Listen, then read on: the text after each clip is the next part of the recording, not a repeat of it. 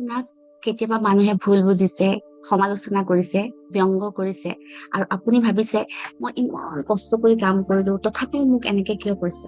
কিন্তু এটা কথা মনত ৰাখিব, সমালোচনাই আপোনাক ভাঙিব নোৱাৰে। আপোনাৰ সমালোচনাৰ প্ৰতি দিয়া ৰিয়েকশ্যন বা প্ৰতিক্ৰিয়াহে আপোনাক ভাঙে। আজি মই আপোনাক বুদ্ধৰ জীৱনৰ এটা গভীৰ কাহিনী কম। এই কাহিনীটো হয়তো আপোনাৰ সমগ্ৰ জীৱন সলনি কৰি দিব পাৰে।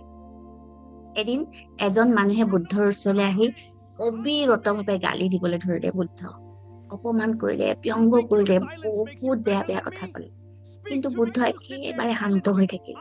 এজন শিষ্যই সুধিলে, তথাগত আপুনি একো কিয় নকয়? বুদ্ধই মিচিকাই কলে, যদি তোমাক কোনোবাই এটা উপহাৰ দিয়ে কিন্তু তুমি সেইটো গ্ৰহণ নকৰা, তেন্তে সেই উপহাৰ কাৰ ওচৰত থাকে? ঈশ্বৰে কলে, যিজনে দিছে তেওঁৰ ওচৰতে। তেতিয়া বুদ্ধই কলে, ঠিক তেনেকৈ মই তেওঁৰ খং আৰু অপমানক গ্ৰহণ কৰা নাই, সেয়েহে সেইবোৰ তেওঁৰ ওচৰতে থাকে। বন্ধুসকল, এই কাহিনীটো কেৱল ধৰ্মীয় কাহিনী নহয়, এইটো হৈছে ইমোচনেল ইণ্টেলিজেন্সৰ সৰ্বোচ্চ শিক্ষা। ডাৰ্ক চাইকলজিৰ কথা শুনিছেনে? ডাৰ্ক চাইকলজিত এটা কথা কোৱা হয়, the person who controls your emotions controls your actions. কিছুমান মানুহে আপোনাৰ যুক্তি ভাঙিব নোৱাৰে, কিন্তু তেওঁলোকে চেষ্টা কৰে আপোনাক ইমোচনেল কৰি তুলিবলৈ। আপুনি খং কৰিলে আপুনি তৎক্ষণাত নিজৰ শক্তি হেৰুৱালে, তেওঁলোক জিকিল। কিন্তু যেতিয়া আপুনি শান্ত হৈ থাকে, তেতিয়া তেওঁলোকৰ সকলো কৌশল বিফল হৈ যায়।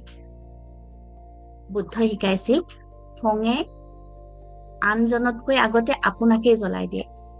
ভাবি চাওক, আপুনি যদি বিষ খায়, পয়জন খায় আৰু আশা কৰে আনজন মৰিব, এয়া সম্ভৱ নেকি?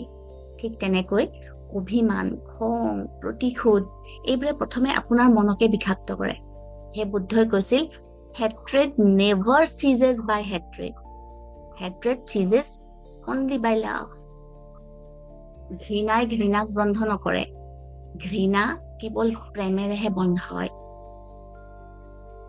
গছত যিমান ফল বেছি সিমানেই শিলো বেছি পৰে, কিন্তু গছজোপাই কেতিয়াও ফল দিয়া বন্ধ নকৰে। গছজোপাই জানে মোৰ কাম হল ফল দিয়া, মানুহে কি কৰিলে নকৰিলে সেইটো মোৰ কাম নহয়।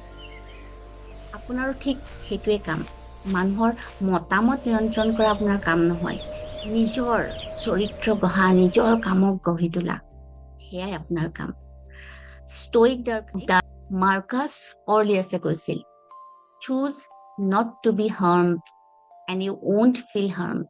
অৰ্থাৎ বহু সময়ত ঘটনাই আমাক আঘাত নিদিয়ে, সেই ঘটনাটোক আমি কেনেকৈ লওঁ, কেনেকৈ ব্যাখ্যা কৰো, সেই কথাটোহে আমাক আঘাত দিয়ে।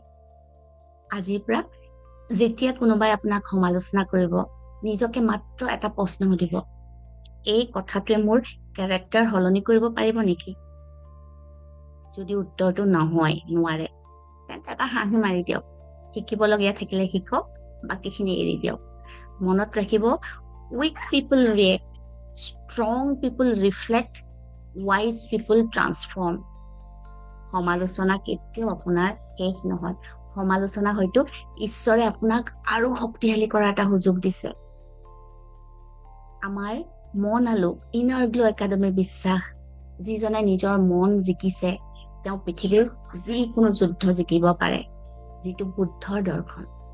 যদি এই ভিডিঅ'টো আপোনাক অলপো সহায় কৰিলে, তেন্তে ইয়াক এনেকুৱা এজন মানুহলৈ শ্বেয়াৰ কৰক যিজনে এই মুহূৰ্তত সমালোচনাৰ মাজেৰে পাৰ হৈ আছে, কাৰণ আপুনি হয়তো তেওঁৰ জীৱনত আশাৰ এক পোহৰ জ্বলাই দিব পাৰে। ধন্যবাদ।